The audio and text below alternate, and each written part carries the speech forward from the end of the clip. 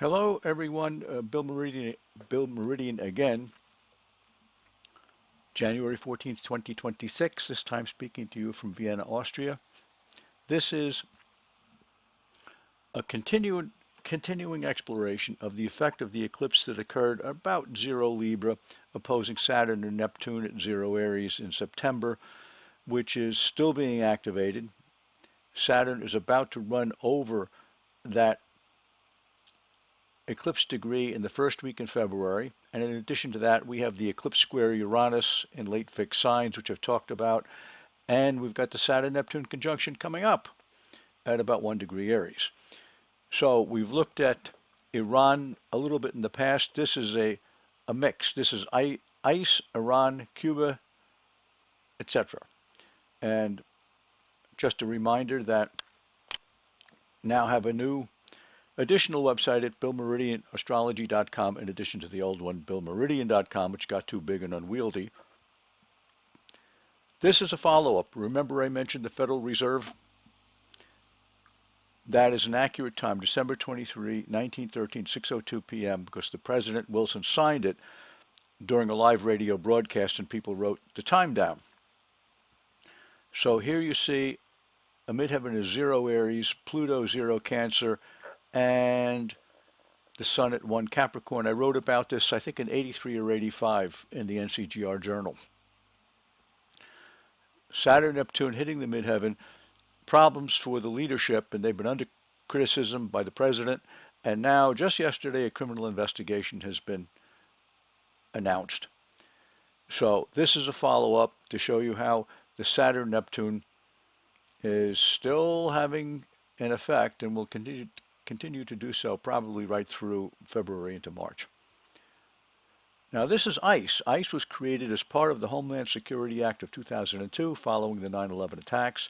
It absorbed the prior functions of the Immigration and Naturalization Service and the U.S. Customs Service.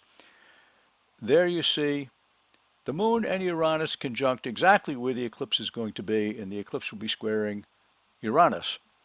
So Uranus over here in late Taurus, the eclipse will be right there. Big change. Now Kronos is the Iranian planet that has to do with authority, to be elevated, to be up there. A person who has a strong Kronos is usually a good manager, a good leader. It's right at 0 Cancer. Well, it's short of 0 Cancer by, what's that, 38 minutes. So that is being hit by the Saturn-Neptune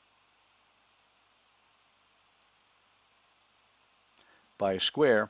And there's Mars, 28 Sagittarius. It's been squared by Mars and the planets in late Pisces.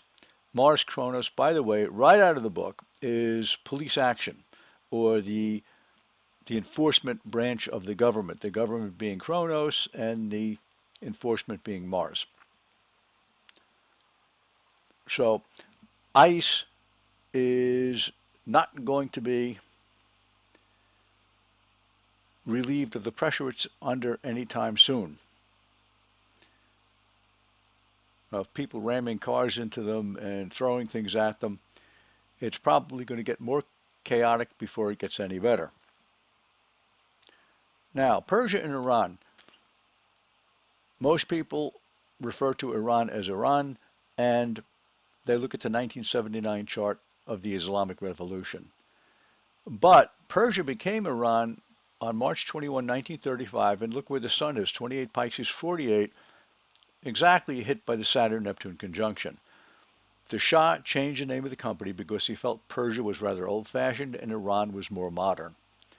And this was the day in which he did it. And the whole 30 years that I did forecasting for Del Horoscope magazine, I always included this chart when I looked at Iran. Of course, you can take Persia all the way back into ancient times, and I did that looking at old battles and things like that. But this is the main one that I use in the current era. Now here is Iran, the People's Republic, April 1, 1975, 10:30 a.m., directly from Professor Nicholas Campion's book. And you can see that Mercury and Saturn have been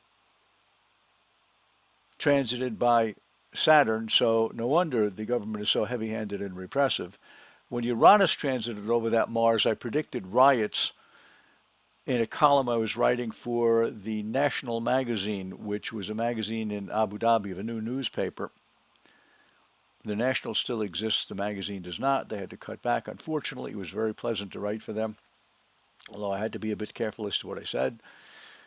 So this really doesn't show us too much. So this is Iran progressed. Well, now look at this.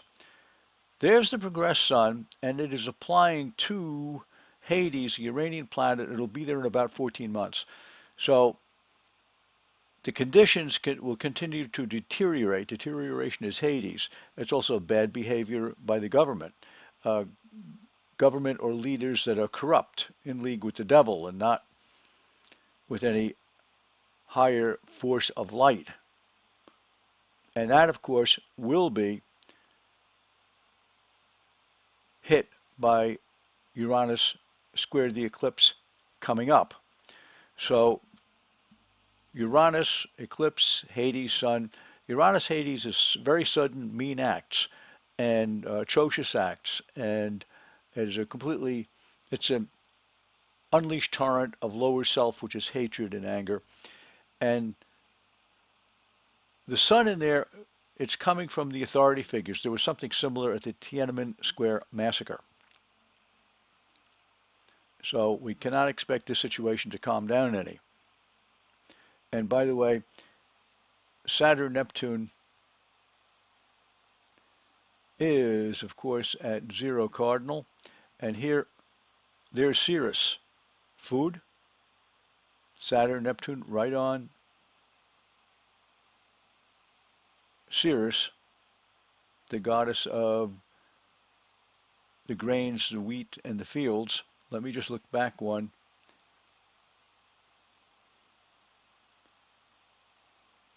And of course, they do have right now a drought due to mismanagement of the water system. And there is the progressed moon right at 14 Aquarius 43. So it is 45 to the cardinal points. So you've got Ceres over here with Saturn and Neptune on it. It's 45 to the moon. The people don't have food and they don't have water.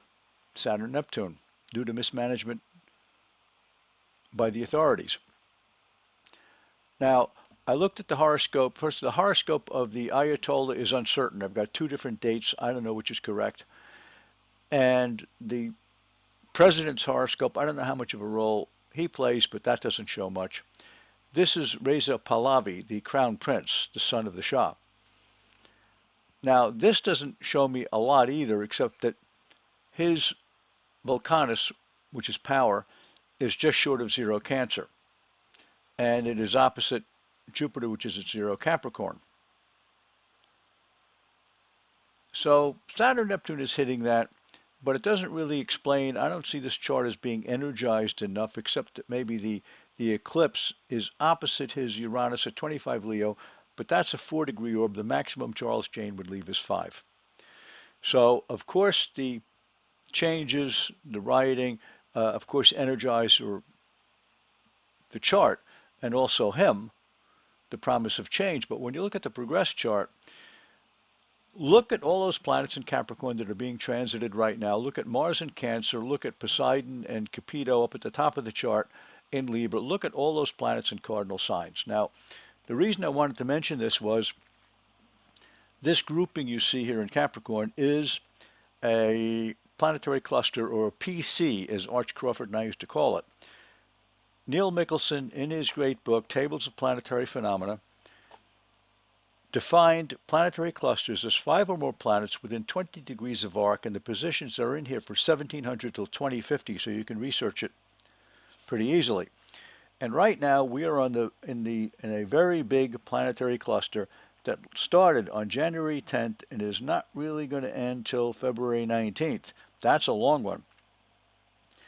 And as it starts out, in fact, the most intense period will be the 17th. Moon, Mercury, Mars, Sun, Venus, and Pluto, all at 6 one more than it is necessary to make a planetary cluster. It's a tremendous concentration of energy and power. And by the way, you see the 13 cardinal degree. Laplace, the French astronomer, gave us the idea of the invariable plane. With everything out there in space whirling around, the invariable plane is where, as Charles Jane explained it, is where all velocities net out to zero. And with so much fluctuation and change in space, the fact that anything is constant is amazing. And Charles and I discussed this a while. Do you remember back when the Soviet Union fell and power shifted? There was Jupiter, Saturn, and Neptune at these degrees. And if you look back in history, it upsets the balance of power. The invariable plane is, I have my Neptune is 13 Libra. It's in the 9th house. I usually get involved in disputes over ideas and thoughts. 9th house Neptune, 13 Libra. I had a friend who worked in real estate for a major firm. His son was 13, 14 Capricorn. I said, what is it like working there, Bill? And he said, well, it's like being caught between opposing forces. Some people want to do this with the company, other people want to do that. So is the world balance of power in question right now? Yes, it is. So with all those planets falling on all those degrees, no wonder he's energized, and no wonder he's on Newsmax. I don't know if they have him on any, if they've had him on Fox. I don't know. So this looks very favorable for him because a conjunction like that progressed, being energized by such a similar conjunction, speaks very well for him.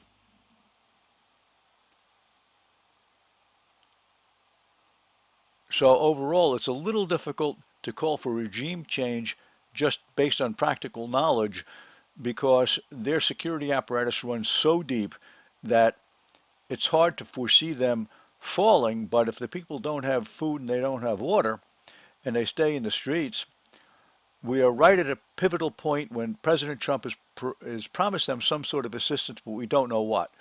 So during this planetary cluster, I think he will provide some assistance. If we had an accurate chart for Khomeini, it would be better.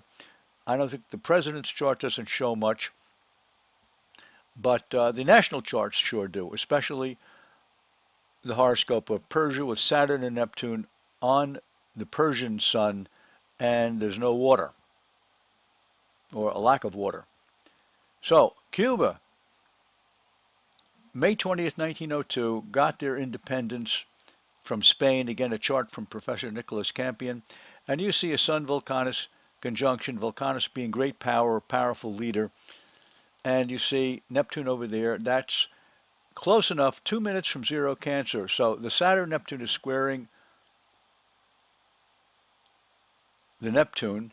And the eclipse coming up is going to be torching the Sun Vulcanus conjunction, the Uranus running over the sun and the Aquarius eclipse squaring it. The time, I believe, is an approximate time. I don't think we really knew the time of the liberation from Spain. Let's move up and look at Cuba, communist. Now here, what do we see? Saturn, close enough, 24 minutes of arc from zero Capricorn. And look up here, Uranus, 15, Leo 37. It's not a world point. It's at 45 degrees from a world point, so we have to include it. An old principle of the Uranian system.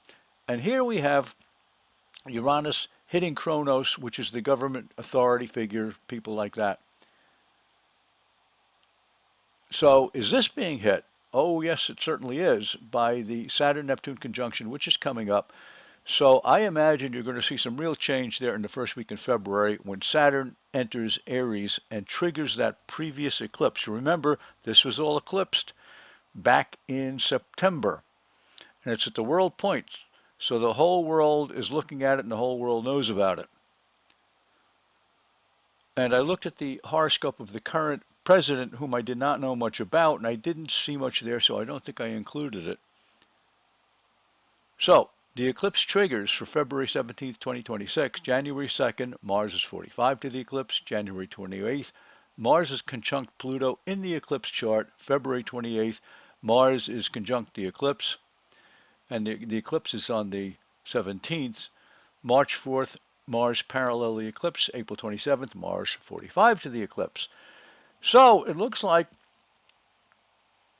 Iran and Cuba have a real chance to flip here, and from totalitarian dictatorships to some entities more controlled by the people. Let's hope so. My mundane book, Mastering Geopolitical Prediction, is still available. It hasn't been made into a major motion picture as I had hoped. And of course, we've got the Eclipse book, and we've got In Search, and we've got these different products. You can see them, you can buy them all at BillMeridian.com and also at BillMeridianAstrology.com. Thank you for listening. Be back soon with some more mundane observations. That's it for now. Bye bye.